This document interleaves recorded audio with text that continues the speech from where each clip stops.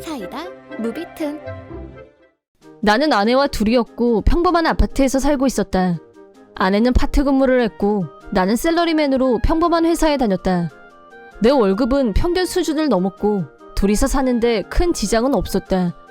실적이 좋을 때는 큰 금액은 아니지만 보너스를 받기도 했다. 아이는 없었고 우리 둘 다 취미 부자여서 취미생활에 돈을 많이 투자하는 편이었다. 아내의 여러 취미 중 요가 필라테스가 있었는데 요가 교실에 일주일에 3번 정도 갔다. 그날도 아내는 요가 교실에 가는 날이었고 아내가 돌아올 시간에 갑자기 비가 오기 시작했다. 좋은 마음으로 아내를 데리러 교실까지 갔는데 교실 앞에서 아내가 어떤 남자와 포옹하고 있는 장면을 목격하고 말았다. 처음엔 그 남자가 누군지 몰랐지만 나중에 알고 보니 아내의 요가 강사였다. 아내의 불륜을 의심하게 된 나는 처음엔 혼자서 뒷조사하려고 했지만 역시 내가 알아보는 건 한계가 있었다. 이렇게 된 이상 확실하게 하자는 생각에 흥신소에 의뢰했고 기대했던 대로 신속하게 원하는 결과를 얻을 수 있었다. 조사 결과 아내는 주 3회 교실에 간다고 했지만 실제 교실은 주 2회만 다녔고 주말의 교실은 두 사람의 불륜 미래 장소로 변질됐다.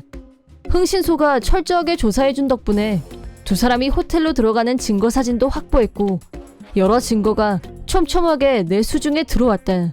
그렇게 충분한 증거가 확보된 후 나는 아내에게 빼박 증거들을 내밀면서 사실을 추궁했다.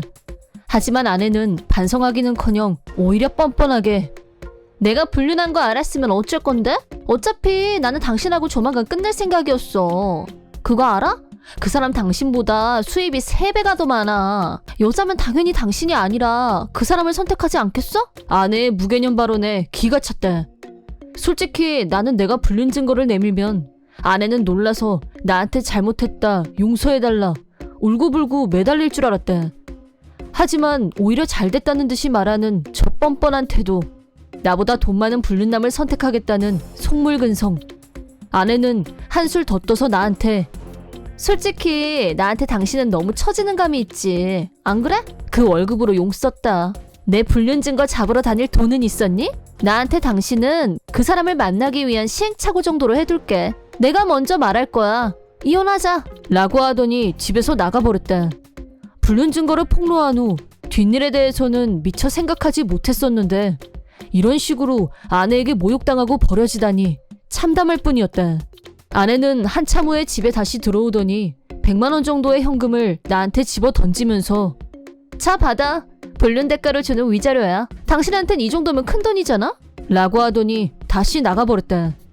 아내의 일방적인 태도에 난타당한 나는 아무 대응도 하지 못했고 넋이 나간 사람처럼 한참을 움직일 수가 없었다.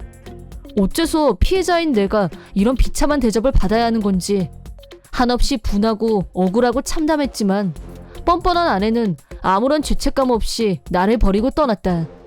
오히려 쾌재를 부르며 고연봉 불륜남에게 달려갔다. 그러고 난 후 한동안 나는 반폐인이나 다름없었다.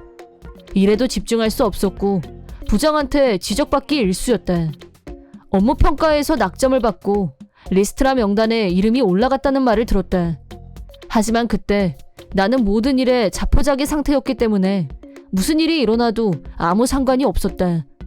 그런 나를 구해준 건 대학 시절의 절친이었다. 어디서 들었는지 모르겠지만 절친은 내가 아내에게 철저하게 배신당하고 폐인이 다 됐다는 말을 들은 모양이었다.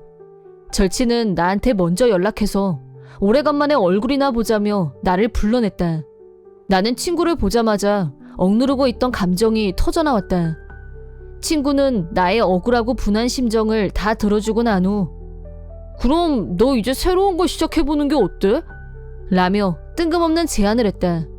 친구의 말을 들어보니 친구는 처가에서 대대로 이어오고 있는 가업을 얼마 전에 물려받았고 장인의 뒤를 이어 신임 사장직을 맡았는데 오른팔로 움직여줄 자기 편이 필요하다고 했다. 그렇게 중요한 일을 나 같은 사람이 할 수 있겠냐며 거절했지만 대학 시절부터 나의 유능함을 익히 알고 있기 때문에 제안하는 거라며 나를 설득했다. 친구의 말에 용기를 얻은 나는 다니던 직장을 그만두고 친구 일을 돕기로 결심했다. 그렇게 3년 후 현재 나는 타워맨션에 살고 있을 정도로 성공을 이뤄냈다. 친구 회사에 입사한 후 마음을 다잡은 나는 전처에게 본때를 보여주고 말겠다는 일념으로 일에 매진 칼을 갈았다. 그게 다는 아니었고 전에 다니던 직장보다 일하는 보람이 있다 보니 자동으로 열정이 불타올랐다. 노력하는 만큼 회사도 성장했고 앞만 보고 달려오다 보니 어느덧 나는 경영 일선을 책임지는 사장직에 올라와 있었다. 절친 역시 경영자로서의 재능을 유감없이 발휘했다. 지금은 사장직을 나에게 물려주고 본인은 회장직에 올랐는데 계열사를 몇 개나 거느린 어엿한 그룹 회장님이다. 절친은 나와 편하게 술잔을 기울일 때마다 그때 나를 스카우트한 건 신의 한 수였다고 말한다. 덕분에 나는 공적, 사적 면에서 모두 충실하게 살고 있다. 무엇보다 이혼남이란 것까지 모두 포용해주는 소중한 연인이 있다는 게 내 삶의 행복이다. 그러던 어느 날 난데없이 전처가 집으로 찾아왔다. 머리, 옷차림 모두 형편없는 몰골이었고 나를 보자마자 달려오더니 보고 싶었어. 내가 얼마나 찾았는데. 내가 잘못 생각했어. 사랑보다 돈을 택하다니 어리석었어. 역시 사랑이 제일이라는 거 뼈저리게 깨달았어. 우리 다시 시작하자. 라며 둘이 됐다. 아마 전초는 내가 최근에 잡지 인터뷰한 기사를 보고 내가 예전에 내가 아니란 걸 알게 된 게 분명했다. 하지만 내가 바보도 아니고 어림없는 얘기. 나는 지금도 전처가 나를 비웃으며 푼돈을 던지고 가던 그날의 모욕을 1도 잊지 않고 있다. 뭐래냐? 미안하지만 나 너한테 미련 1도 없어. 사랑이 중요한 건 맞는데 나는 이미 교감하는 상대가 있어. 라고 하자 전처는 그런 여자보다 내가 당신에 대해서 몇 배는 더 잘 알아. 나 요리 청소 완전 잘하는 거 당신도 알잖아. 나 남은 평생 당신한테 헌신하면서 살게. 제발 다시 시작하자. 라면서 들이댔지만 전처 눈에 보이는 건 돈밖에 없다는 게 너무 뻔했다. 어쨌든 죽기 살기로 달려드는 전처와 얘기해봐야 결론이 안 날 것 같아서 그날은 집에 들어가는 걸 포기하고 택시를 잡아타고 전처한테서 최대한 빨리 피신했다. 아무리 매달려봐야 나는 전처와 다시 시작할 마음이 없었고 내가 무시하면 알아서 포기할 거라고 생각하고 방치한 지 일주일 정도가 지났는데 전처는 내 예상과 달리 더 엽기적으로 행동했다. 그날 나는 친구한테서 넌 너무 일중독이야. 가끔은 네가 좋아하는 걸 하면서 쉬는 게 어때? 라는 말을 듣고 하루 종일 집에서 영화를 보며 지내기로 했다. 모처럼 쉬고 있는데 오후쯤에 택배가 왔다고 벨이 울리길래 입구 보안 시스템을 해제하고 배달기사가 올라올 수 있게 했다. 물건을 전달받고 현관문이 닫히려는 순간 갑자기 옆에서 손이 쑥 하고 나오는데 순간 심정지가 오는 줄 알았다. 옆을 돌아보니 전처가 현관문 틈에 손을 밀어놓고 있었고 억지로 삐집고 들어오더니 어느새 현관 안까지 들어와 있었다. 이 여자가 여긴 어떻게 들어왔지? 놀란 가슴을 진정시키기도 전에 전처는 이미 집 진짜 좋다. 조망도 진짜 끝내준다. 근데 인테리어가 좀 내 취향이 아니네. 그러지 말고 이따가 우리 쇼핑 가자. 라면서 꼭 내 마누라처럼 굴었다. 다시 정신을 차리고 상황을 체크한 결과 전처는 택배가 왔을 때 보안 시스템이 해제된 틈을 타서 엘리베이터를 타고 올라온 후 뻔뻔스럽게 마누라 행세를 하는 거였다. 보안이 더 복잡한 곳으로 이사를 했어야 하는 건가? 하는 생각이 스쳤지만 이미 내가 한 발 밀린 상황이 분명했고 전처는 집안 곳곳을 탐색 중이었다. 그러다 내 여친의 칫솔이며 컵을 발견하고는 완전히 열을 받아서 노발대발 난리를 쳤다. 내가 이렇게 시퍼렇게 살아있는데 딴 여자 볼 생각 하지 마.